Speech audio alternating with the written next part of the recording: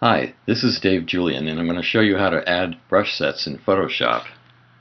Follow along if you like. What I'm starting with here is a new document. This is just a letter-sized document, kind of the default in Photoshop, but you might have a sketch open or something else. And the purpose of this video is to just show you how to add a brush set that I've already made called sketches or sketch brushes. So you've got your brush selected, and as you already know, you've got various brushes you can use in Photoshop.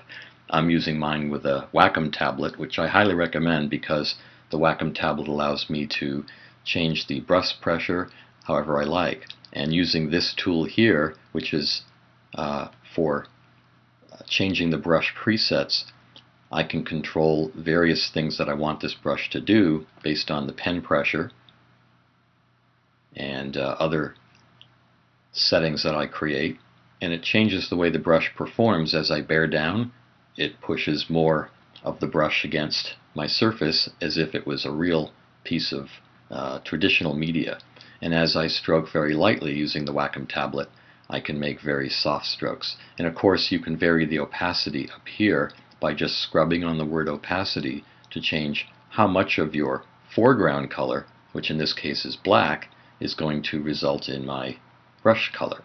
So if I was to change this to, let's say, a red color, then naturally my brush is going to be red. So I'm going to now select all and just simply delete so that we can start anew. Okay, so here is how you load and save brushes. I'm going to go to my brush tool options. Now look in the upper right hand corner of this and you'll see a little gear shape, and if you click on that it brings you down to a list of options for the brushes. The one I'm going to use is load brushes. So when you load brushes, it's going to go to wherever brushes are stored on your computer. On mine, I'm accessing brushes that I've stored in a file for my students. And brushes end in sets called ABR. You're familiar with JPEGs and TIFFs and PSD files, but the ABR is Adobe brushes. I'm going to select my sketch brushes here. This is the icon associated with brush sets in Photoshop. I'm going to say open, and immediately you'll notice that in your brush panel, mine's full of custom brushes. I now have my sketch brushes. If you want to see the brushes in more detail, you can select large thumbnail, and now your brush sets are shown in much larger detail so you can actually see their content. You can see here the size of the brush and the content of it. And additionally, you can view by a small list of the names of your brushes or a large list like this. And so you can name your brushes so that they're more easily recognizable when you choose them. Okay, so now that I've added my pencil and sketch brushes, I'm just going to choose one here. This is a 6-pixel brush, and this is the way the brush performs. So I'm going to set it to 100% and just use it to create some sketches here.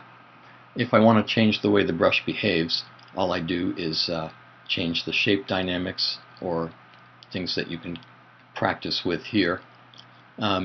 You can also enlarge these brushes in many different ways, but for here we're just going to choose different brushes here to see how these sketch brushes work.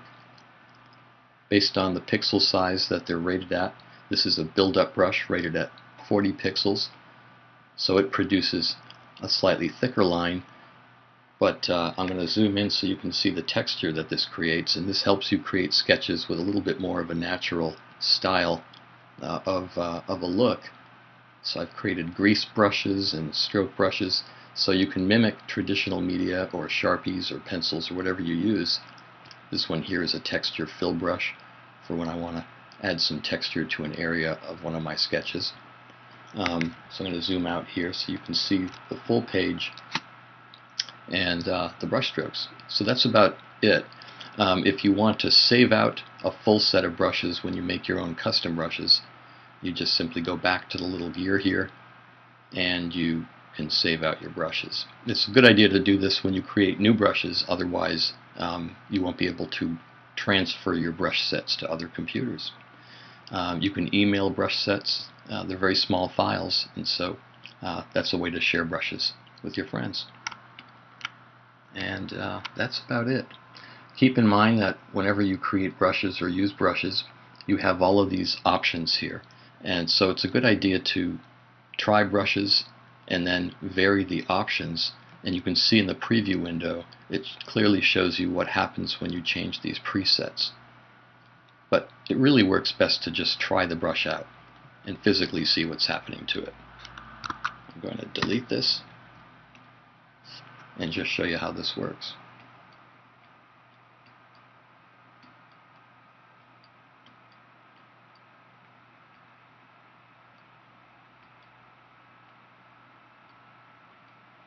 And that's it. Alright, enjoy and have a good day.